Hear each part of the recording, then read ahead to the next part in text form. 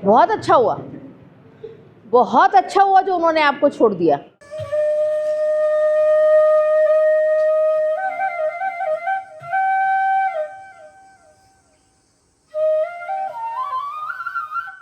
नर्मदे हर।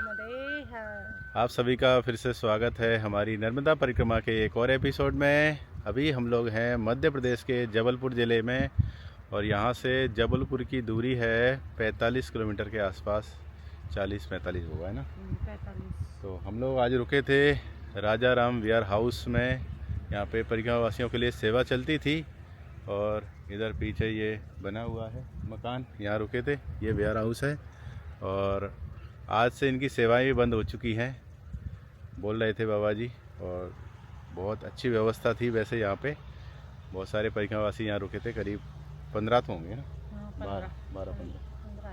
तो हम शाम को यहाँ पे आए, इन्होंने रोक लिया था कि आज ठंड ज़्यादा है तो आप यहीं पे रुकिए। हम लोग 3:30 बजे ही विश्राम ले लिए थे। बहुत ज़्यादा ठंड थी रात में, शाम के 4 बजे से ही ठंड पड़ने लग गई थी।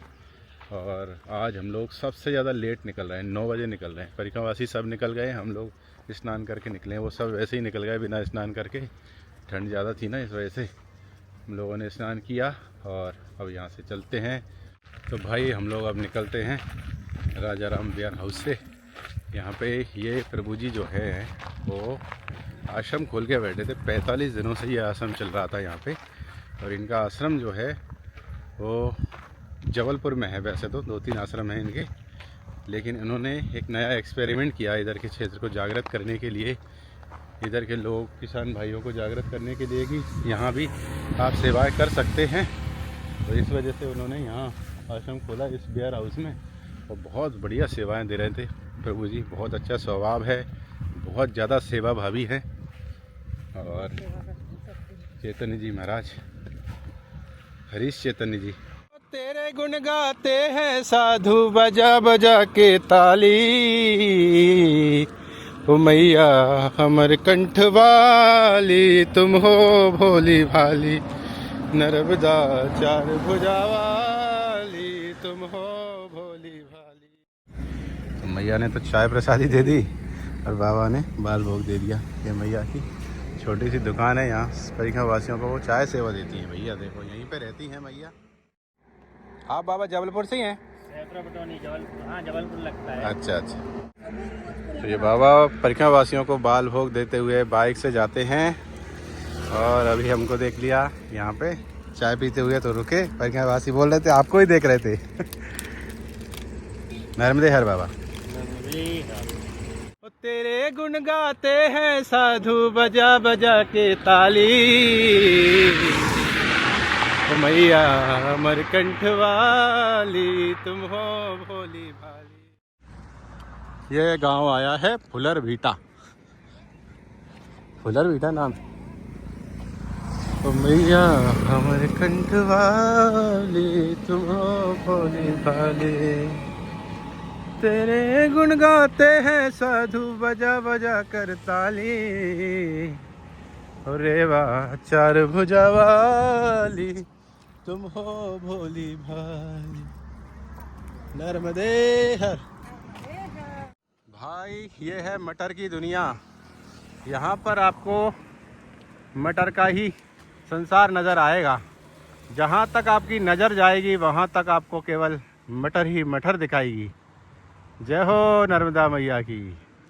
ये क्षेत्र है जबलपुर क्षेत्र और करीब 35 किलोमीटर की दूरी है यहाँ से जबलपुर की। और हम लोग पिछले 25-30 किलोमीटर से देखते हुए आ रहे हैं यहाँ केवल मटर ही मटर। जिस तरह से सारे देश में सबसे ज़्यादा फसल धान की होती है, हमारे क्षेत्र में सबसे ज़्यादा फसल गेहूं की होती है, उसी प्रकार इधर सबसे ज़्यादा फसल होती है मटर की।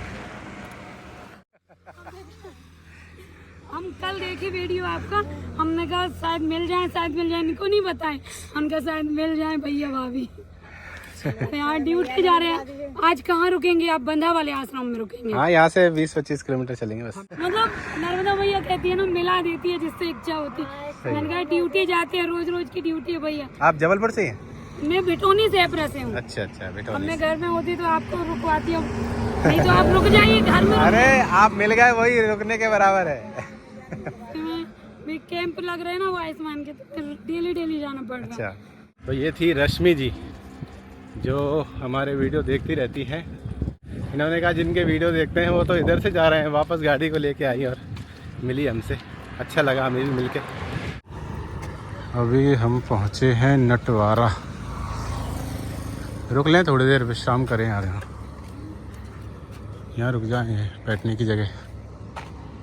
यहाँ पर ये बाबा जी बाल भोग सेवा दे रहे हैं परिक्रमा वासियों को। और अभी यहाँ परिक्रमा वासी मिले हैं 4, 2 ये और 2 ये। तो अभी ये बोर्ड मिला है जिसमें लिखा है कि शाहपुरा नगर जाने का रास्ता है इधर से, और सोनी ट्रेडर्स ये परिक्रमा वासियों के लिए विश्राम और भोजन की व्यवस्था देते हैं इधर। क्या ये? अच्छा, पैदल परिक्रमा वासियों के भोजन एवं रुकने की व्यवस्था शाम 4 बजे के बाद। ये हैं प्राची देवी जी अंतर्राष्ट्रीय कथावाचक, इनके द्वारा है ये व्यवस्था इधर। राजदीप पब्लिक स्कूल शाहपुरा भिटौनी इधर है यहाँ पे। चलो, ये भी जानकारी के लिए अच्छा है। अभी यहाँ से 30 किलोमीटर दूर है ग्वारी घाट। तो भाई आजकल बहुत कम परिक्रमा वासी मिलते हैं परिक्रमा पथ पे। ये कर्नल साहब परसों मिले थे, थोड़ा पीछे रह गए थे, आज फिर से मिले हैं। हम लोग अभी शाहपुरा भिटौनी, ये रेलवे क्रॉसिंग आ चुकी है, यहाँ पहुँच चुके हैं। नर्मदे हर, नर्मदे हर। हाँ चलो चलो चलो।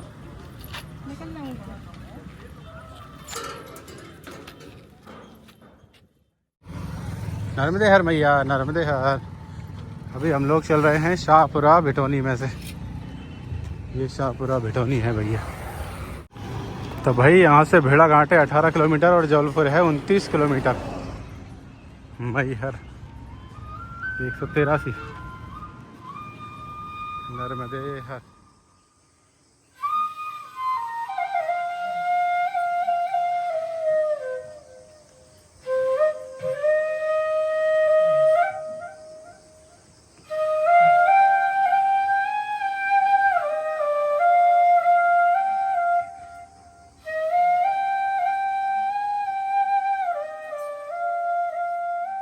भाई ये क्षेत्र पेट्रोलियम का क्षेत्र ही है पूरा। पहले था भारत पेट्रोलियम, फिर था इंडियन ऑयल, और अब आया ये हिंदुस्तान पेट्रोलियम यानी HP वाला। ये देखो,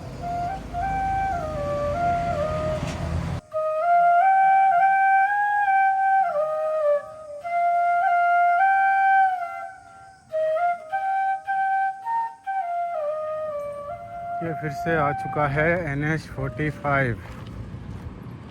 और अब यहाँ पर हम लोग करीब 1.5 किलोमीटर आगे और चलेंगे। इसके बाद फिर हम पहुँचेंगे एक मैया जी से मिलने के लिए जिनका नाम है सीमा चौधरी। नर्मदे हर। तो अभी हम पहुँचे हैं सीमा दीदी के आश्रम के पास में। ये राइट साइड में है, यहाँ टोल बूथ के पास में। यहाँ से टोल बूथ मुश्किल से 150-200 मीटर के आसपास होगा।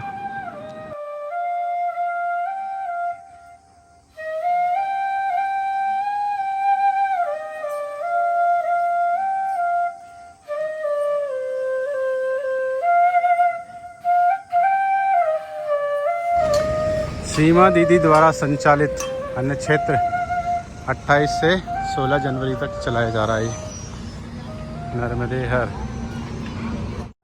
तो भाई आज आपको मिलवाते हैं उस शख्सियत से जिन्होंने परिक्रमा वासियों के लिए इतना अच्छा काम किया है।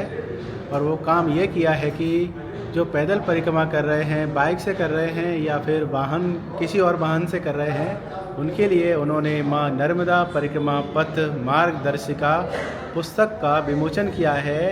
लेखन किया है और उस पुस्तक के जरिए परिक्रमावासी पूरे नर्मदा खंड में मैया की पैदल परिक्रमा कर पाते हैं या वाहन से कर पाते हैं। ये महान मूर्ति मेरे साथ में बैठी हुई हैं, इनका नाम है सीमा वीरेंद्र चौधरी जी और ये मुंबई से है और इनका ननिहाल जो है वो जबलपुर में है। अभी हम इनसे कुछ चर्चा करेंगे और कुछ जानकारी लेंगे। बहुत कमेंट भी आ रहे थे कि दीदी से मिलके जाइए, आप इधर आए हैं तो अभी दीदी से बात करते हैं।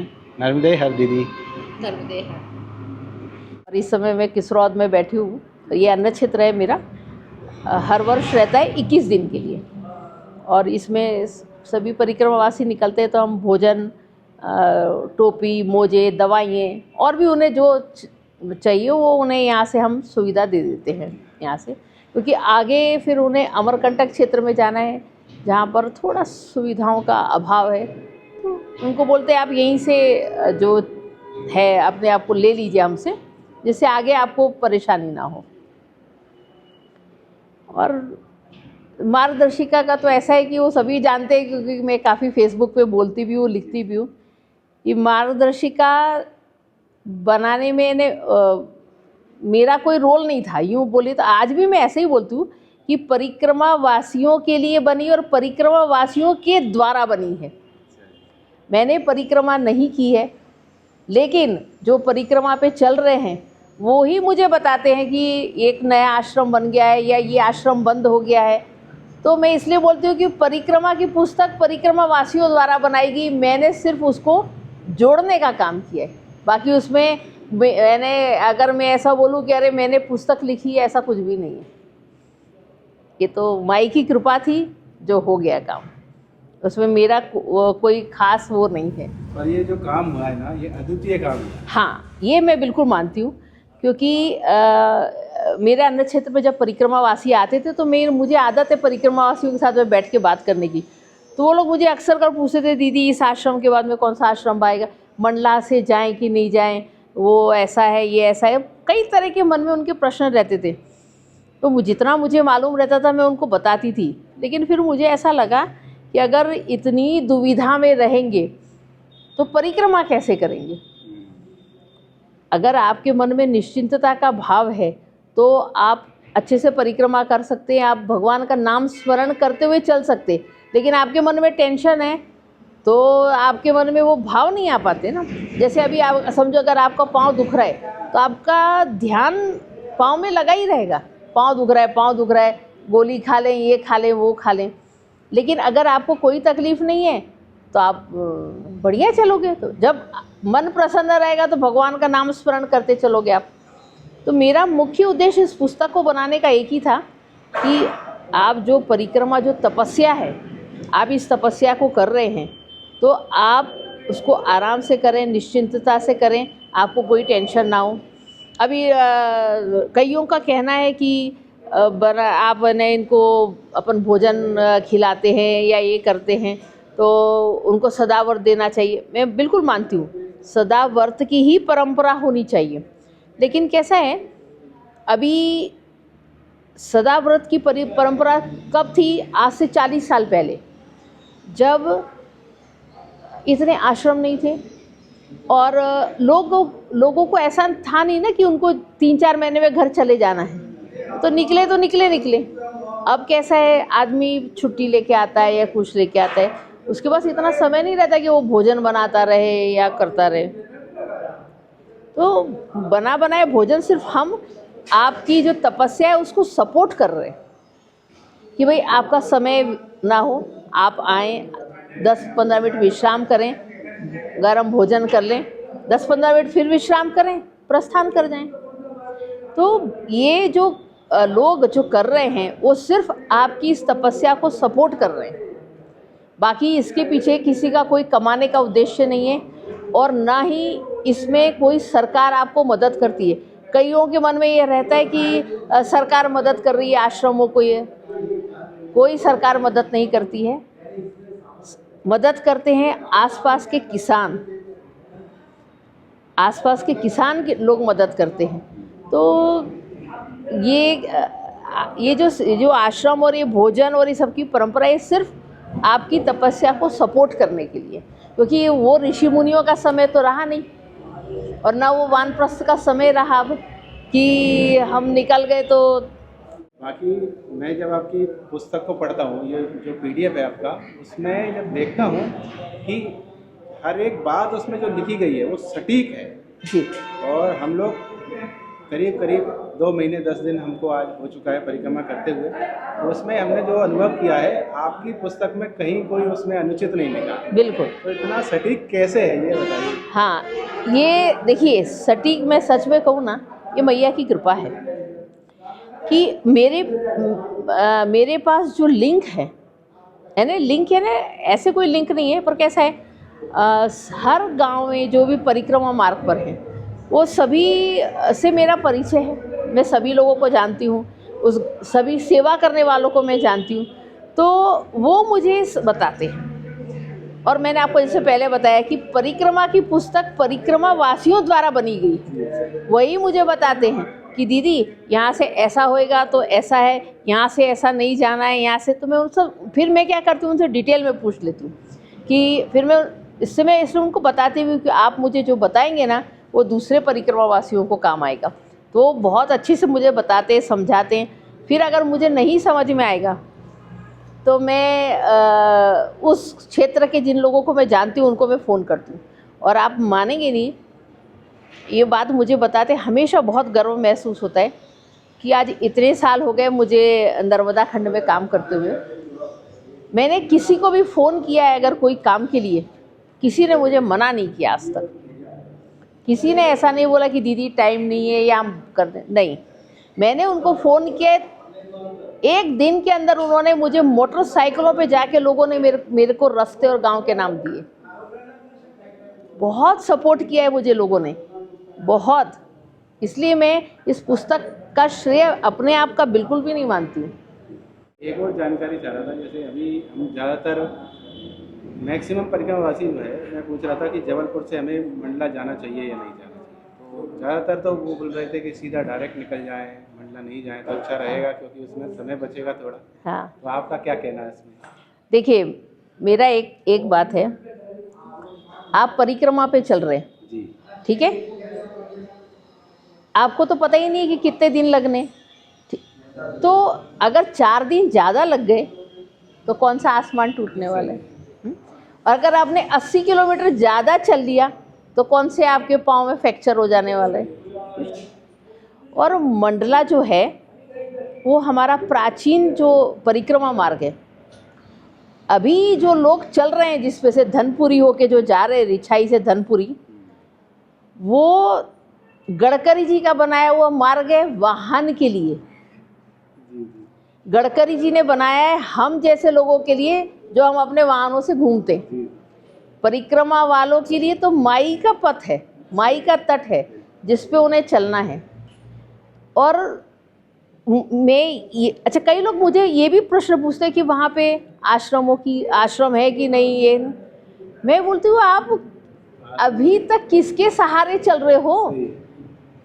आप मैया के सहारे चल रहे हो ना, तो आपको क्यों टेंशन हो रहा है कि वहाँ पे भोजन है कि नहीं और रहने का है कि नहीं? क्यों? अरे चल के तो देखिए, जाइए। तो सहारे जब मैया के चल रहे हैं तो फिर क्या चाहिए? इसका मतलब ये हुआ कि आपको अभी तक मैया पे विश्वास नहीं है, सही है ना? बिल्कुल। आपको माई पे विश्वास नहीं है, तो माई पे विश्वास नहीं तो आपने जितना जो 2 महीने 10 दिन चले वो आपके वेस्ट हो गए, वेस्ट ऑफ टाइम। बहुत अच्छा हुआ, बहुत अच्छा हुआ जो उन्होंने आपको छोड़ दिया, क्योंकि नेगेटिव लोगों के साथ में रह के आप भी भ्रमित हो जाते थे। अच्छा हुआ जो हुआ, क्योंकि आपको मंडला मार्ग से जाना, इसलिए माई ने आपको अलग कर दिया। मंडला मार्ग से उन्हीं को जाना चाहिए जिन्हें साधना करनी, जो साधक है, जो भ्रमंती पे निकले हैं, जो सिर्फ रोड नाप रहे हैं, जिन्हें सिर्फ गांव-गांव और गडकरी जी का सब अवलोकन करना है, वो मंडला मार्ग से न जाएं तो अच्छा है ना? जिन्हें अच्छा भोजन चाहिए हो वो मंडला मार्ग से ना जाएं, जिन्हें गद्दे रजाई चाहिए वो मंडला मार्ग से ना जाएं। मंडला मार्ग से वो जाएं जिन्हें माई से मिलना हो, महात्माओं से मिलना हो, जिन्हें साधना करनी हो, जिन्हें माई से संवाद करना हो, वही लोग मंडला से जाएं। आप जो ये दंड लेके चलते हैं, इस दंड को आप क्या बोलते हैं? मार्कंडेय जी कौन थे? जिन्होंने जो 7 कल्पों तक जिन्होंने नर्मदा जी को दर्शन किए, जिन्होंने बताया कि नर्मदा जी साक्षात हैं, वो मार्कंडेय जी हैं। लेकिन ये इसके पीछे जो कहानी, इसे व्यास दंड कहा जाता है। हाँ, इसके पीछे जो कहानी है वो मंडला की है। ये जो कहानी है इसको व्यास दंड कहते हैं। इसकी जो कहानी है वो मंडला की है। मंडला में व्यास जी ने नर्मदा जी, मंडला में उत्तर वाहिनी है। आपको ये तो पता ही है कि नर्मदा जी पूर्व से पश्चिम की तरफ बहती है, लेकिन 3-4 स्थान पे नर्मदा जी उत्तर दिशा भी हो जाती है। उत्तर वाहिनी बोलते हैं उनको। उत्तर वाहिनी का भी क्या महत्व होता है, इसका भी एक चैप्टर है। मैं अब एक शॉर्टकट में बता देती हूँ। उत्तर दिशा में चलना यानी प्रयाण की तरफ चलना है। हिमालय हमारे देश के उत्तर में है ना। महाभारत समाप्त होने के बाद पांडवों ने राज किया। उसके बाद जब उन्होंने अपना अंतिम समय आया तो उन्होंने हिमालय की तरफ प्रस्थान किया था। पता है आपको क्यों किया था? उत्तर दिशा की तरफ, क्योंकि उत्तर दिशा जो है वो मोक्ष की दिशा है। नर्मदा जी मोक्ष दायिनी हैं, तो उत्तर दिशा का बहुत महत्व है हमारे नर्मदा खंड में। मंडला में मैया जी का सबसे बड़ा उत्तर, और मंडला शहर बीच में है। 3 बाजू से मैया जी ने उसको गोल शेप में लिया हुआ है। उसके ऐसे बहती हैं, पूरा उत्तर वाहिनी हो जाती है वहाँ पे। तो जो व्यास ऋषि थे उन्होंने अपने दंड से लाइन खींची थी और माई उनकी पीछे पीछे चल के पूरी उत्तर वाहिनी हो गई थी। तो इस दंड का महत्व यही है कि ये इसलिए इसको व्यास दंड बोला जाता है, क्योंकि ऋषि व्यास ने अपने दंड से लाइन खींची थी और नर्मदा जी उसके पीछे पीछे चली थी। ये जानकारी प्राप्त है। हाँ, व्यास ऋषि का जो मंदिर है वो मंडला में है। वहाँ जो व्यास जी द्वारा स्थापित शिवलिंग है उसके आप दर्शन करिए।